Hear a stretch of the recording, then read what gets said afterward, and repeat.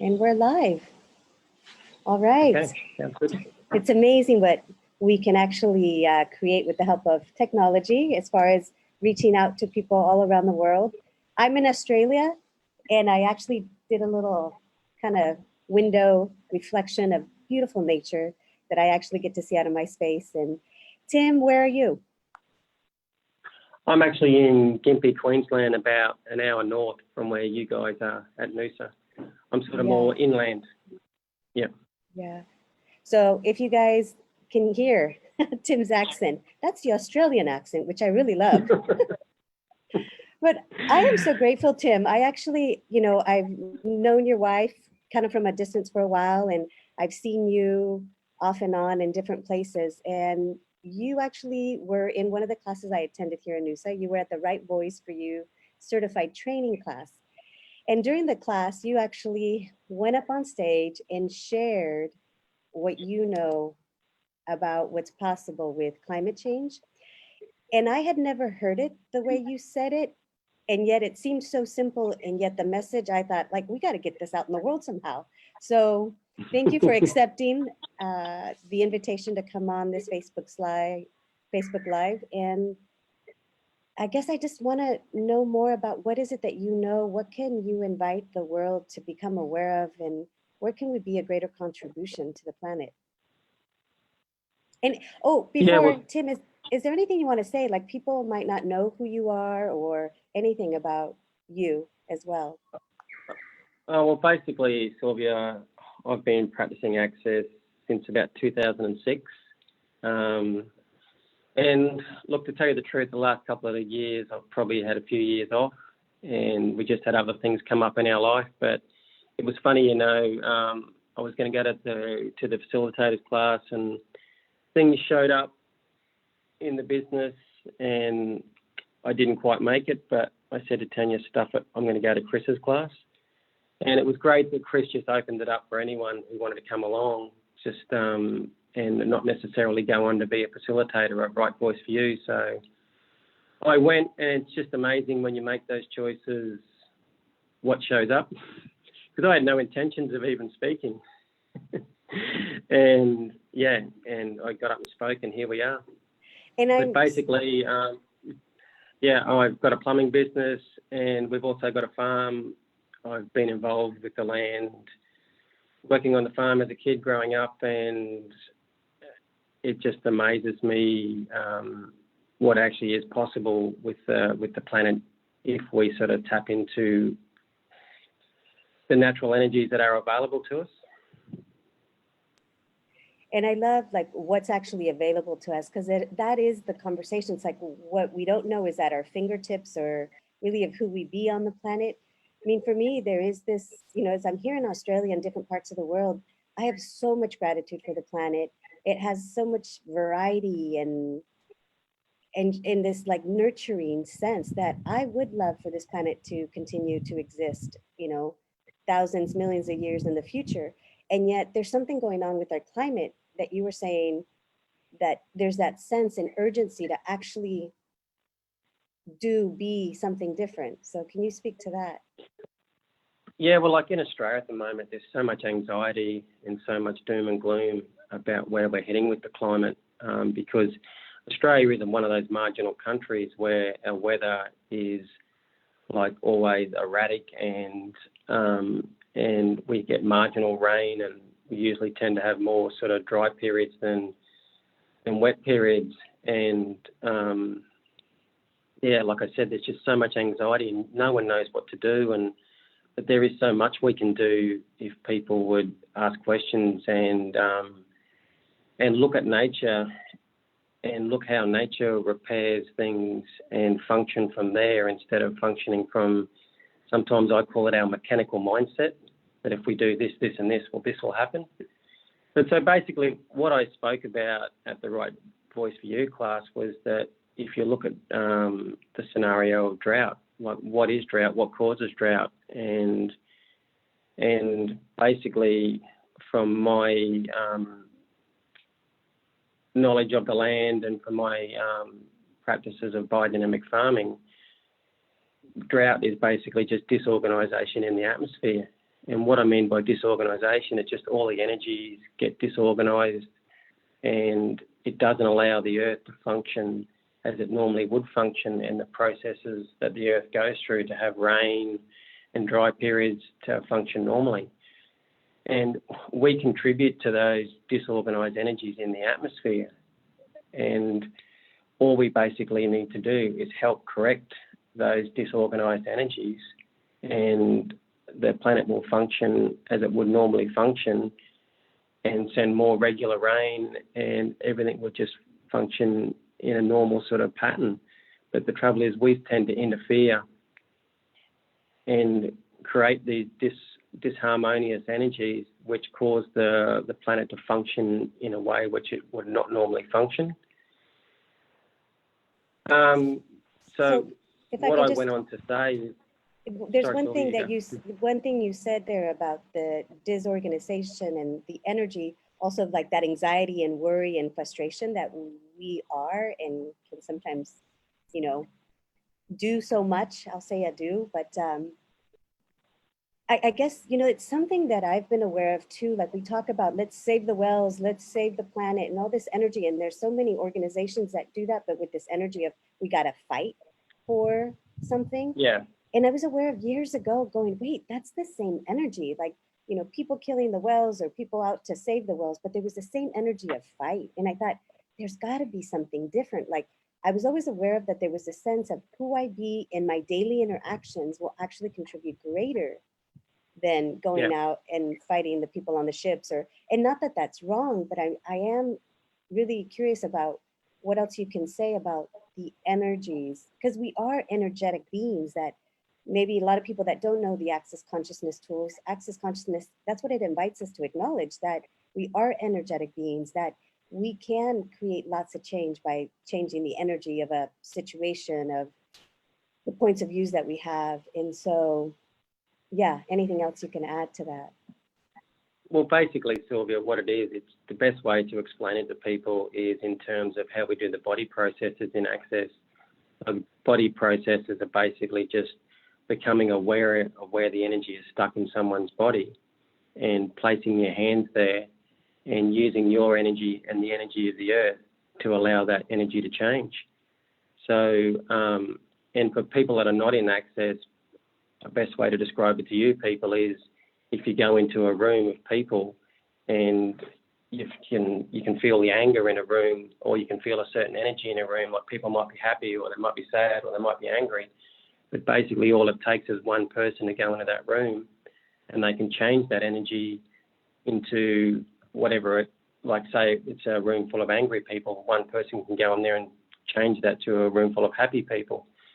So then if we take a step back and we look at the planet, so if the atmosphere is disorganised, and if we look at it in a way of a body, and if a body is disorganised and we're just going in there and rebalancing or recorrecting the energy, so the energy flows in the body can function as they normally would, just through the process of body processes, it just corrects the energies in the body. So what I'm saying is we're basically just doing the same thing with the planet.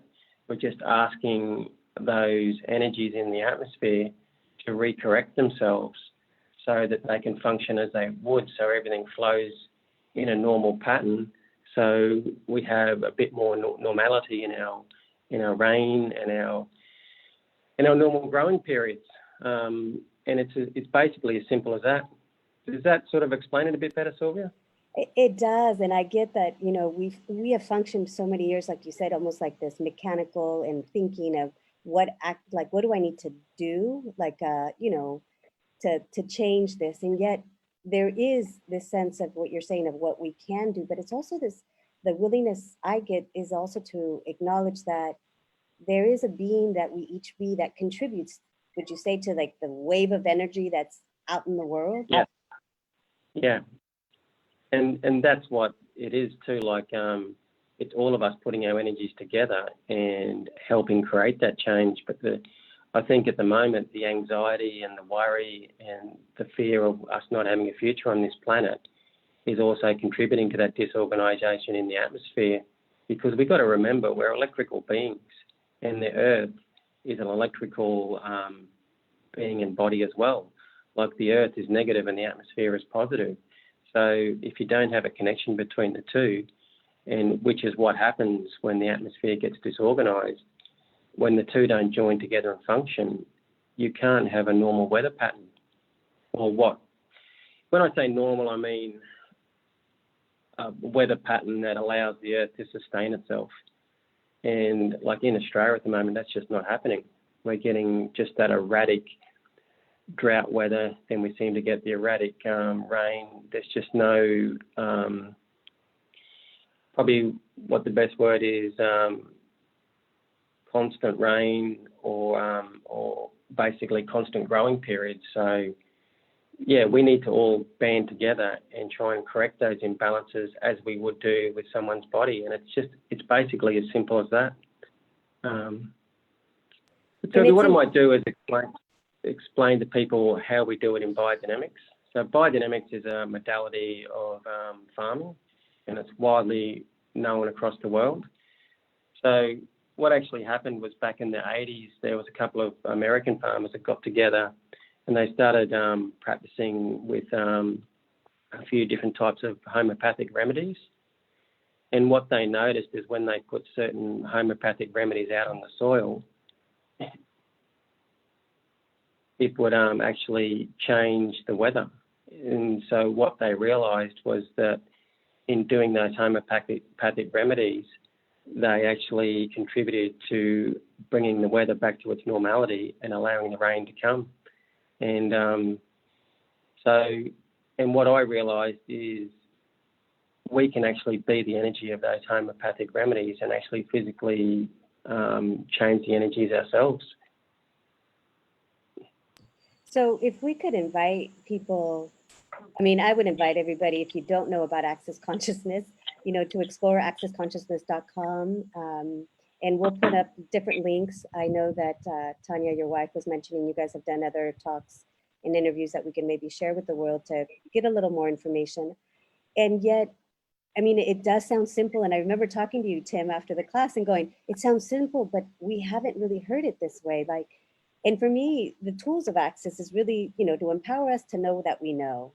And two, it's like, what if being the joy, having more ease in our world, in our lives, does creating a different planet?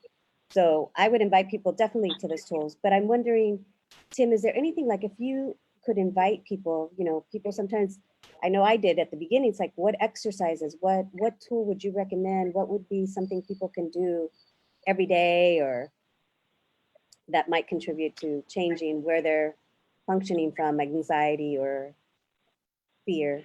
Well, what we do at home is we run a lot of restoration of communion of earth on each myself and Tanya and our son Sterling. We use that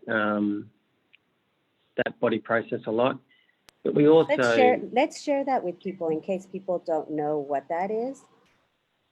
So like how it's done.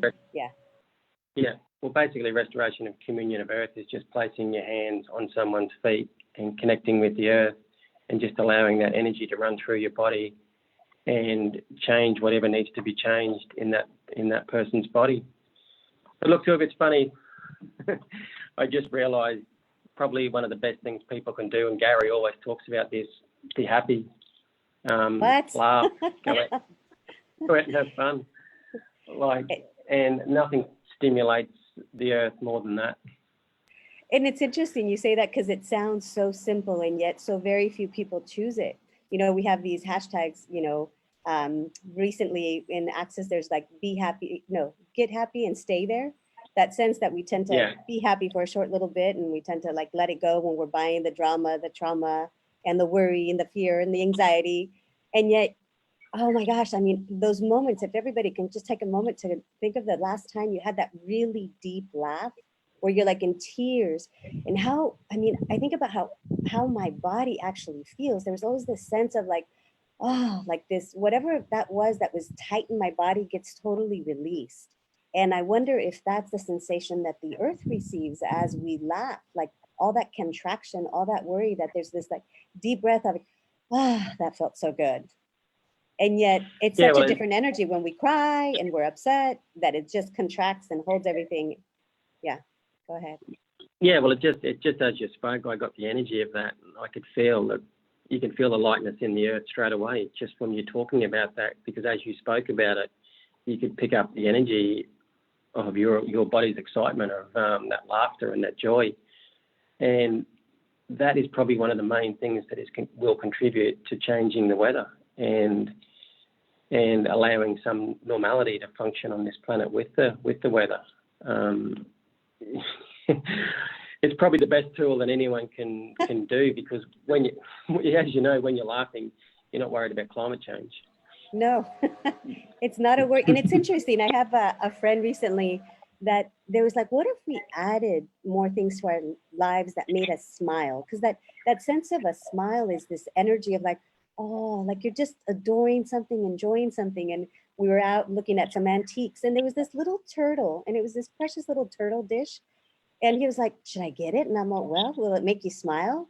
So he purchased it and put it by a sink. And he says, every time I see it, it makes me smile. And I was like, wow, like what if we could start to add more either things in our homes, to our business, maybe, people. There's certain people I know that when I see, there's a sense of a smile just to even see them. So, what is it? I would invite everyone to ask, like, what is it that makes me smile? And what else can I add to my life? I mean, for me, choosing to do this, Facebook Live right now outdoors, it's like the trees and nature makes me smile. So for me, it's like, where can I gift myself more of that every day? And this can be different for everyone, but it's like, what if that was the new question? It's like, wow, what can I add to my life that would make me smile? And So that's all it is, Sylvia. Like I talk about changing the energy in the atmosphere, and that's all it is, because we've got to remember we've created this planet how it is at the moment. And if we've created it, we can recreate it into something different. But we just have to be aware of our thoughts, feelings, and emotions and what they're creating on this planet. And a lot of us lose sight of that, like I even do sometimes as well. But because we live out in the bush, you're quickly reminded all the time of what we are creating on this planet. And if we would create more laughter and more fun, and I don't think it'd be great if we could do an experiment with that, but to me, it's as simple as that, because it's just energy, and everything on this planet functions from energy, and it's just a matter of changing that energy to create what we would like to create on this planet. And, you said this thing about where, for that sense of we're buying so much our thoughts, feelings, and emotions as true and real. And the gift for me of Access Consciousness and the tools has been where we begin to question the thoughts, feelings, and emotions. Like, are they true? Do they even belong to me? Like, we're so psychically aware. I could have my neighbor pissed off, and all of a sudden I'm having the sensation of being pissed off. And it doesn't make sense, but yet I think I'm feeling it, so it must be mine. And yet the incredible simple tool of Access is really to ask, when any thought, feeling, and emotion comes up, it's like, truth, does that belong to me? Because to remind ourselves that we are these light energetic beings. And there's times when, like you said, we forget that tool, or we forget that. And there's that moment where I'm heavy, I'm thinking, I'm trying to figure things out. I'm like, whoa, this is not the energy of me. I know that now. So it's like, okay, whatever that is, like, I'm going to destroy it and create it. Like, let it go. It's not mine. And yet, what other information is there? Is there something that I'm avoiding that I need to handle? So there's other questions. And that has been one of the greatest gifts that Access Consciousness has brought to so many people, is the willingness to ask a question and challenge the thoughts, feelings, and emotions that aren't actually creating a greater future. Yeah, and it's amazing, Sylvia, like if you really sit down and look at that, and if you really look at how much of the day you actually function from those energies that are not creating your life and are not creating a sustainable planet. And I think most people would fall off their chair if they actually had some sort of stopwatch on their wrist to realise how much they're not really contributing to those two things I just said. And then we wonder why we have the planet like we have at the moment. But if we realise we could just flip that over 90 degrees, what we could possibly create here. and it's just a matter of reversing that energy. So as simple as the invitation is, Tim, I do invite everyone that's either watching this live or the replay to begin to ask, like, what energy am I choosing to be right now on the planet? And what can I choose different right now in these 10 seconds? Because it can be that easy. And yet we're so desperately trying to be right, or be right for being wrong, all this right and wrong that keeps us buying the intensity of, you know, the upset, the worry, the anxiety. There's also, you know, you talked a lot about that it's similar to the body and about the restoration communion with the earth. And basically that process where you touch the feet and you can run it on each other. You could be in the beach, you can be in a car, you can be in a train, like doesn't require a specific environment. And yet you hold the feet and that's the gift, right? Like anywhere. And you hold the feet and you ask restoration, communion with earth to run. You activate that energy, connect to the earth. It's that simple. And I would invite people to try that and just see what you perceive. What are you aware of as you do that? Is there a sense of energy that's running? Try it a couple times and see what shows up. Have someone do it on you. And I wonder what would change if we had this connection or an awareness of the earth and what it requires of us that maybe is different than what we thought it was. Yeah, and I think, Sylvia, as you tend to run that more too, you actually do get a sense of what the earth requires from us, and you do get a sense of how the earth is so non-judgmental about what we are doing to it. And I think the more you run it, the more it puts you into a space of what else is possible, and it pulls you out of that wrongness of what society tries and drags everyone into, that we're all wrong, we're all killing the planet. But basically all we've got to do is just change our mindset. And I think the more you run those processes, you just can't function in a way that is detrimental to the earth, because you get that connection with the planet and you get that sense of peace, and you get how kind the planet is and what it's trying to contribute to us if we would only receive that energy. I think you might have used the analogy of the book, The Giving Tree, with the earth, and how it's just giving, giving, giving, always providing, and yet we're not always aware of or acknowledging and grateful for what it's continuously gifted. Yeah, and go ahead. And that's it. Like that's what nature does. Nature's continually gifting. Like nature's continually trying to correct the imbalances that we've basically pushed onto her, and nature continually is trying to show us the path. And it's just a matter of us waking up and realizing that we have everything in our hands. We have all the tools. We have things like access consciousness, which is the most potent thing on the planet to changing what's going on the planet. And we just have to choose to use it. Yes, and I do invite people to explore. There's also, I think, one of the things that I'll share after our call is this exercise that Gary Douglas had invited us to do some years ago, which was during Earth Day. And it was to actually go out into nature in a place you wouldn't meet up with people. And I don't know if you remember this, Tim. He invited us to walk a certain distance. Yeah. And to basically not talk, but it was a short distance. Do you remember what the distance was? It was like... Yeah, I think it was about 100 meters. And you had to walk 100. You had to do the 100 meters in about an hour, was it? I think so. And that's not very far. And I remember going out to a spot in California and doing that walk, and the challenge of it to be in this motion. It wasn't about sitting down. It was literally about walking. So if you had to do little, strides, whatever it was, to be in that distance in 1 hour, the invitation was that it would increase your awareness of everything around you. And so I would invite people to that exercise as well. If you can go somewhere in the nature where you won't run into anyone and do that walk in 1 hour. What was it, 10, did you say 10? I'm pretty sure it was 100 meters. 100 meters. You Yeah, and you had to take something like an hour to do that 100 meters. Yeah. And you basically...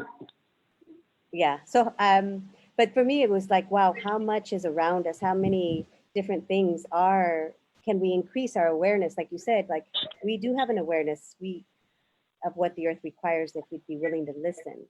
So increasing that listening, I'm actually going to go out and do that exercise. I'll find a space in my day before I leave Australia. And there's also, Tim, another process that Gary actually shared with us in Costa Rica class we had recently. And he actually shared something about what is the desertification that's going on the planet? Like what was that, Sylvia? Where he talked about the desertification that's going on in the planet with land becoming desert, and different experiments that have been done around the world. And he actually shared a body process, and he invited us to share it with the world. And if people want to actually run it, we can do it now, and I'll follow up by posting it as well. But it's that invitation that you're saying, Tim, that the energy we be and the contribution we can be to the land and to the earth is so much greater than I think we've acknowledged. We're talking about changing the energy of where we're functioning from daily, and also that sense of like, okay, what other magic are we capable of? I mean, I've gotten to see a lot of change in people's bodies, my own, with different body processes of access consciousness. And this one, to actually gift it to the earth, for me, is such a gift. Yeah. So, yeah, go ahead. So what is that, Sylvia? Are you allowed to give that one out? Yes, I am. So he says to run this on your immune system points, and then reach out to the immune system points of the earth, on the Earth's immune system points. And you repeat this until you kind of get a sense of the energy. And so it goes like this: elimination and eradication of the microbiotic desertification of the dermis and the actualization of the microbiotic generative dermis for body and earth. So I'll repeat it one more time, and you can just simply put your hands out as if you're reaching all around the earth and the immune system points. It's like, I wonder if we all chose that, what contribution could that be to the earth? And even if it seems something weird, you're like, what is she talking about? Would you be willing just to try to see what it contributes? Because we're actually inviting the generative energy that will contribute. So elimination and eradication of the microbiotic desertification of the dermis and actualization of the microbiotic generative dermis for body and earth. You can run that on someone's body, and you can also run it on the earth. So that's the body process. And for those of you that sent something great, and if you didn't, it's okay too. So it's not wrong. And so you would run that on a person's immune system or on the immune system points of the earth. And so we've shared a couple tools. We've given a couple, a sense of what may seem so simple to contributing to changing the climate disorganization, as you put it, Tim. And I wonder what else is possible. Yeah, and it's just that basically just changing the energy. It's as simple as that. And we all seem to be able to do it really well with the body classes and changing our bodies. So, let's take it to the next step and change what's going on the planet. Yes. And for anyone curious about body processes and access consciousness, more of access consciousness, you can look it up on the website and message me if you have questions. And I thank you so much, Tim. And is there anything else you'd like to say? I know we have more interviews scheduled for you in other areas, but anything you'd like to comment or share with people?